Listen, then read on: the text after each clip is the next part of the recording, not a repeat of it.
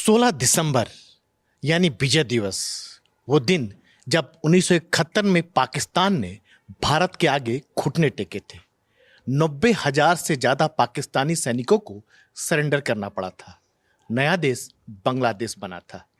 1971 जंग के नायकों में से एक और सेना प्रमुख रहे जनरल वीके सिंह आज हमारे साथ है। किस तरह की यादें हैं सर 1971 की जंग की? देखिए, सबसे पहले तो मैं 1971 की जो का युद्ध है, खासकर ईस्टर्न सेक्टर का, बांग्लादेश का, मैं उसको इस रूप में चाहूँगा कि याद रखा जाए कि विश्व के सैन्य इतिहास में ये सबसे उत्कृष्ट उदाहरण है जहाँ सबसे कम समय में, मात्र 13 दिन के अंदर, एक नया देश बनाना, शत्रु को परास्त कर 93,000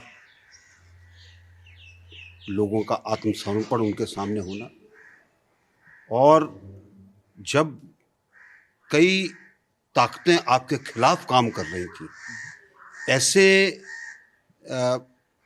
वातावरण में ये सब कुछ संभव करना, अपने आप के अंदर ऐसा, इससे अच्छा उदाहरण आपको कहीं नहीं मिल सकता। ये कैसे हुआ? 93,000 पाकिस्तानी सैनिक का सरेंडर दुनिया के इतिहास में कोई उदाहरण मिलता नहीं है सर। देखिए, दूसरी चीज़ मैं इससे पहले कि आपकी इस सवाल का जवाब दूं, एक जब हम बात करते हैं अलग अलग चीज़ के बारे में, एक जस्ट वॉर का कंसेप्ट है। वो युद्ध जो कि जिसको जस्टिफाई किया जा सके। हर लड़ाई को आप जस्टिफाई नहीं कर सकते। इराक के अंदर हुआ, आप उसको जस्टिफाई नहीं कर सकते। आज कहीं पर कुछ हो रहा है, यानी कि एक जिसको जस्ट वॉर कहते हैं, ये जस्ट वॉर था, क्योंकि करोड़ों बांग्लादेश के नागरिक, उस समय ईस्ट पाकिस्तान के नागरिक आपके पास आ गए थे, उन पर दमन हो रहा था, लाखों लोगों की हत्या कर दी गई, लाखों महिलाओं का अपहरण कर उनका बलात्कार हुआ, मार दिए गए, बच्चे मार दिए गए, विद्यार्थी मार दिए गए, इंटेलेक्चुअल्स मार दिए गए। उसके अंदर आपने जाकर इस सब को रोक कर उस देश की स्थापना की, और जैसे कि अन्य जगह पर होता है कि सालों साल सेना बैठी रहती है, मात्र 1 महीने में आप बागडोर संभलाकर वापस आ गए।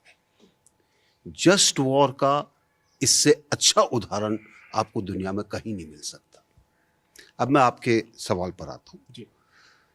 देखिए, जो सामरिक रणनीति थी उस समय, वो जब पाकिस्तान ने हमारे ऊपर हवाई हमले किए 3 तारीख को, तो उस दिन से युद्ध का डिक्लेरेशन हो गया, और दोनों तरफ, पश्चिम में भी और पूर्व के अंदर, हमने भी युद्ध घोषणा कर दिया, और लोग बाग आगे बढ़ने लगे। एक रणनीति के तहत कोशिश ये की गई कि पाकिस्तान की जो सेना वहाँ पर लगी हुई है, वो एकदम से घबरा जाए, और इसलिए जहाँ पर जिस तरीके से हमले किए गए, और उसके बाद जिस तरीके से पैदल हमारी फौजें निकलकर उनके पीछे पहुँच गईं, सब कुछ उनके यहाँ एकदम टूट फूट गया। अंग्रेजी में इसको कहते हैं मैन्यूवर वॉर। मैन्यूवर वॉर का कंसेप्ट जर्मनी ने दिखाया आपको द्वितीय विश्व युद्ध के अंदर, जब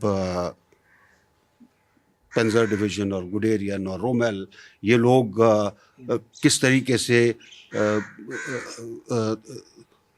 टैंक्स को पीछे ले जाते थे ताकि एकदम से लोग भाग जाएं। तो यहाँ पे पैदल सेनाएं निकल गई, और साथ साथ जो संचालन था युद्ध का उच्च लेवल पर, वो बहुत सटीक था। ज़मीन पे कोई भी चीज़ बदलती थी तो एकदम से लोग बाग उसके ऊपर एक्शन लेते थे। आप एक और उदाहरण देता हूँ आपको। जनरल सगत सिंह 4 कोर के कमांडर थे और 4 कोर के पास सबसे ज़्यादा बड़ा इलाका था। वो जैसे युद्ध शुरू हुआ तब से अपने जो भी चीज़ उन्होंने करनी है बता दी, उसके बाद वो पूरे अपने इलाके का दौरा हेलीकॉप्टर से करते रहते थे। यानी कि आगे चले गए, उनके ऊपर गोलियां चली, तीन बार उनके पायलट इंजर हुए, लेकिन वो रुके नहीं। बहुत जबरदस्त रणनीति थी उनकी। और वो देखते थे, जैसे उन्होंने, मुझे याद है हम लोग मुजफ्फरगंज में थे और तब एक हेलीकॉप्टर आके उतरा। लोग देख कौन है उसमें से, लंबे चौड़े सगत सिंह जी को सब पहचानते थे। तो उनका कौन सा यूनिट है? उनका जी 2 राजपूत। उनका सीओ का नाम याद था उनका देवदत्त को भेजो। उनका देखो मैं चांदपुर के ऊपर से होकर आ रहा हूँ, ये लोग सब इकट्ठे हो रहे हैं वहाँ पे, इससे पहले कि वो इकट्ठे हो वहाँ पे पहुँचो।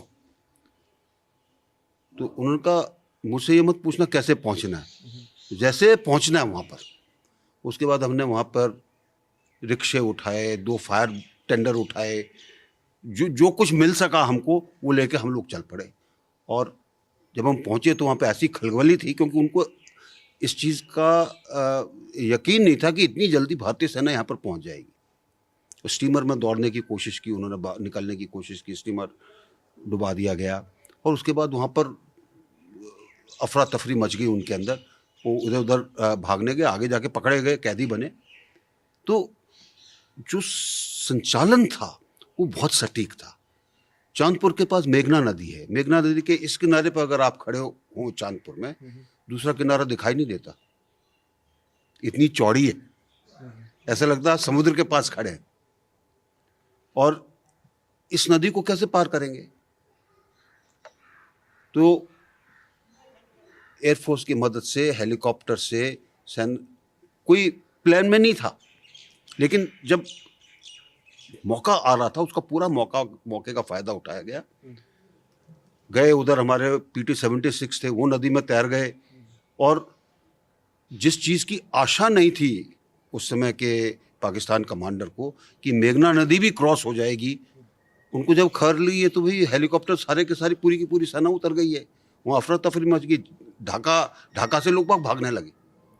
तो ये जो एक रणनीति थी, जो उसका संचालन था, वो बहुत उच्च कोटि का था।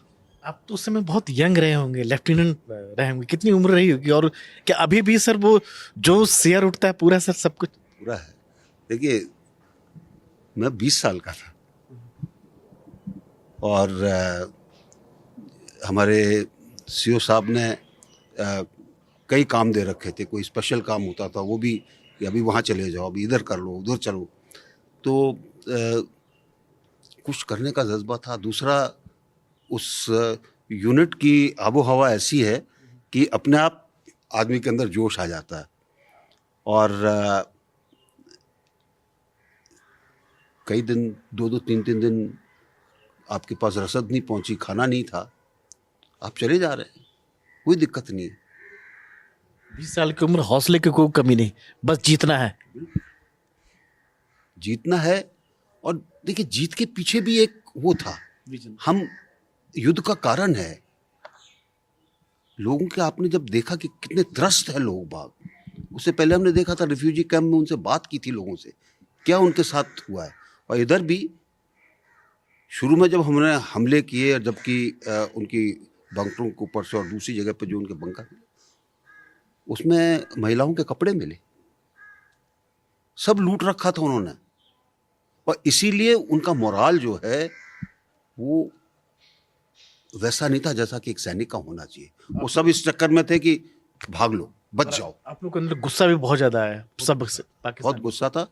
लेकिन यहाँ पर मैं ये कहना चाहूँगा आपको कि गुस्से के अंदर हम लोग ये नहीं भूले कि मानवता क्या है। हम ये नहीं भूले कि संयुक्त राष्ट्र संघ के जिनेवा कन्वेंशन हैं और जिनका पालन करना पड़ता है। पाकिस्तान की फौज नहीं करती, हम करते हैं। इसीलिए 93,000 कैदी जब रखे गए, उनको वो सब सुविधाएं दी गई जो कि संयुक्त राष्ट्र के जिनेवा कन्वेंशन के नीचे दी जानी चाहिए। लेकिन आज बांग्लादेश सब कुछ भूल गया है लगता है सर, उसे याद नहीं है जिस तरह से भारत विरोधी भावनाएं वहां सर उठा रही है, हिंदुओं के साथ अत्याचार हो रहा है, मंदिर तोड़े जा रहे हैं। देखिए, कई बार क्या होता है कि अब जैसे उनके जो कार्यवाहक राष्ट्राध्यक्ष जो बने हैं, उनका बैकग्राउंड देखिएगा। बांग्लादेश के आम आदमी उनको सूदखोर कहते हैं। ग्रामीण बैंक बनाया जो कि घाटे में था, लेकिन उसका सूद वो खाते थे। आदमी उसका अपने जो ब्याज लेता था, जो ब्याज था इतना था कि वो अपना लोन चुका नहीं सकता था। कहाँ थे वो? क्लिंटन साहब के खेमे में थे। वहाँ से पैसा इधर आता था, इधर से पैसा डोनेशन के रूप में क्लिंटन साहब के पास जाता था। यानी कि ब्लैक का वाइट बनाने वाले व्यक्ति थे। 71 में वो कहाँ थे? खोज के देखिएगा। तो जो आदमी जुड़ा ही नहीं है अपने देश के साथ, वो देश के बारे में क्या सोचेगा? और जो कुछ हुआ है, जिसमें बाद में निकलकर चीज़ें आएंगी कि किसका इसमें हाथ था, आप देखेंगे कि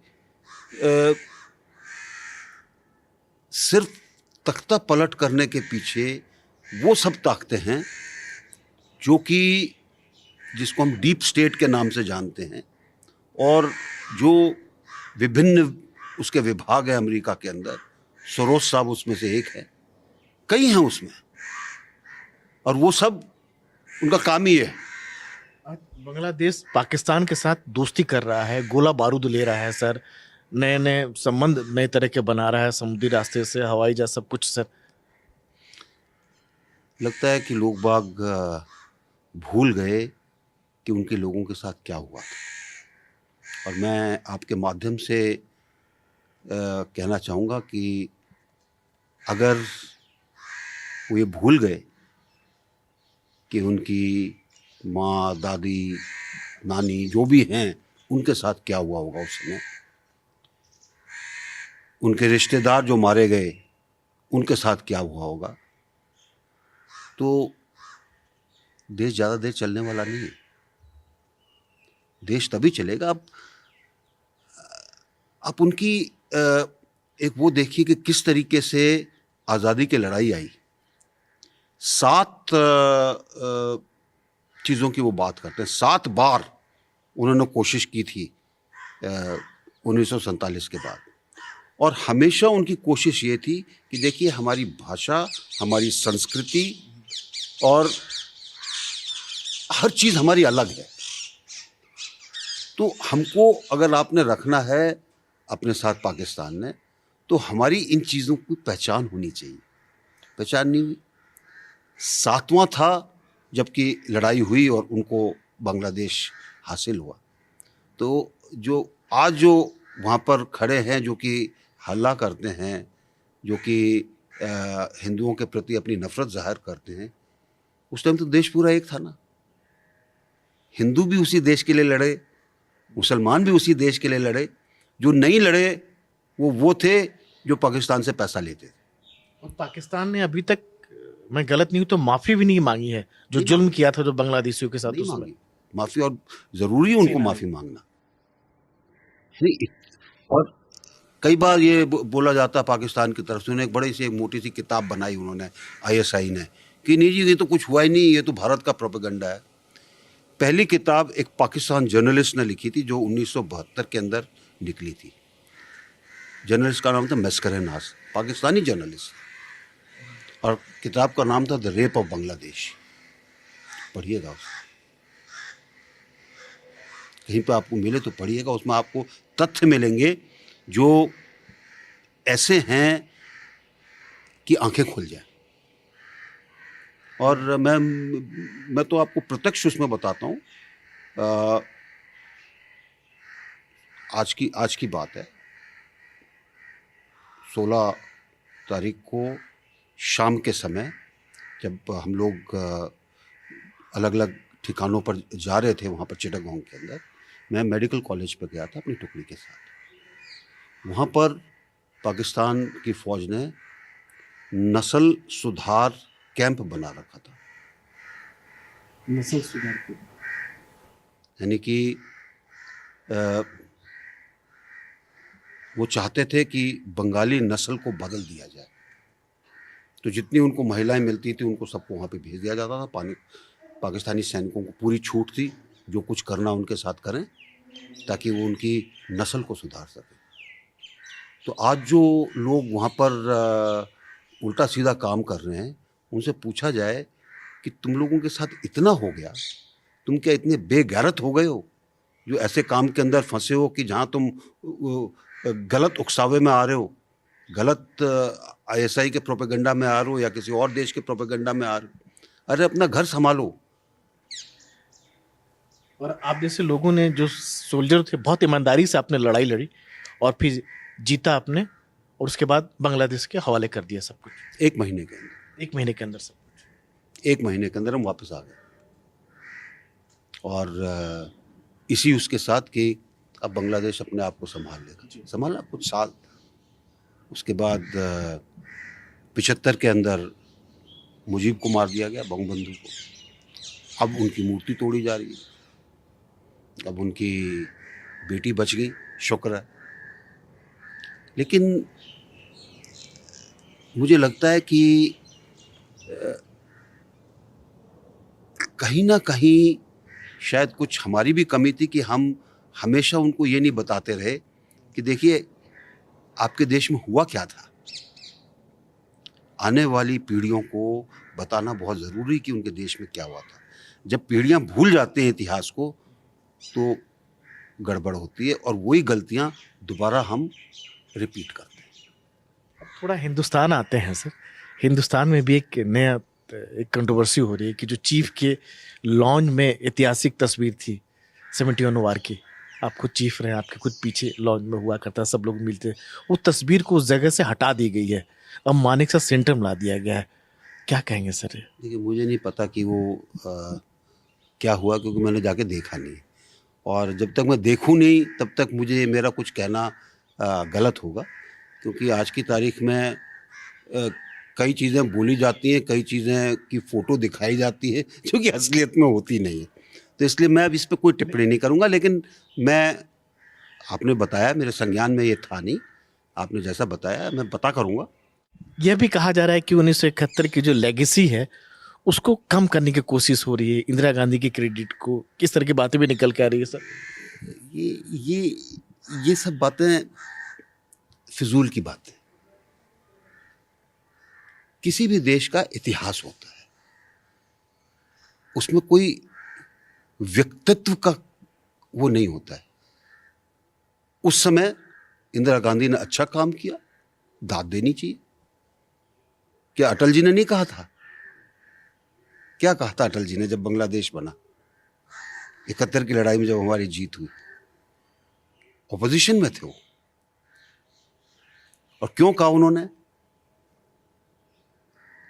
अमेरिका आपके खिलाफ था, चीन आपके खिलाफ था, बहुत से देश अमेरिका के इन्फ्लुएंस में आपके खिलाफ थे। ऐसे उसके अंदर जबकि 7वां बेड़ा बंगाल की खाड़ी की तरफ बढ़ रहा था, आपने जीत अपनी हासिल की। और उस समय आपका एक विश्वसनीय दोस्त था, रूस। आज हालात दूसरे, आज आपके संबंध दूसरे हैं। तो क्या इसका मतलब आप इन चीज़ों को भूल जाएंगे कि पहले क्या थे? उसके बाद अगर उनका कद छोटा हुआ, इमरजेंसी लगा के तो कोसा जा रहा है उनको, बिल्कुल ठीक है। तो दोनों के अंदर कोई तालमेल नहीं है ना। तो ये कहना कि नहीं जी, किसी ने टिप्पणी की कि नहीं उनका कद छोटा, तो इसमें कद छोटा है बड़ा होने की कोई बात ही नहीं है। अटल जी के समय कारगिल के अंदर जीत हुई तो अटल जी का नाम भी ऊपर है, क्यों नहीं है? अभी अगर चीन को पीछे देखना पड़ा तो मोदी जी का नाम ऊपर हुआ। तो इसमें किसी का नाम छोटा हो बड़ा हो, वो क्या हुआ है उसके ऊपर मुनस्सर करता है।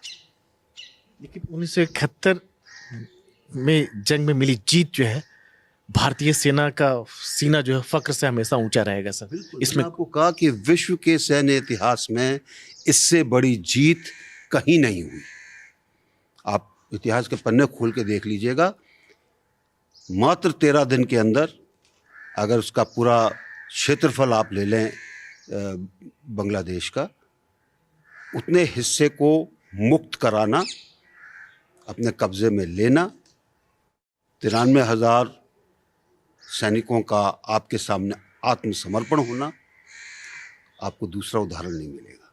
चलिए सर, एनडीटीवी से बात करने के लिए आपको बहुत बहुत धन्यवाद सर, और विजय दिवस की एक बार फिर से आपको बहुत बहुत बधाई बहुत सर। धन्यवाद। विजय दिवस, भारतीय सेना हमेशा विजयी हो।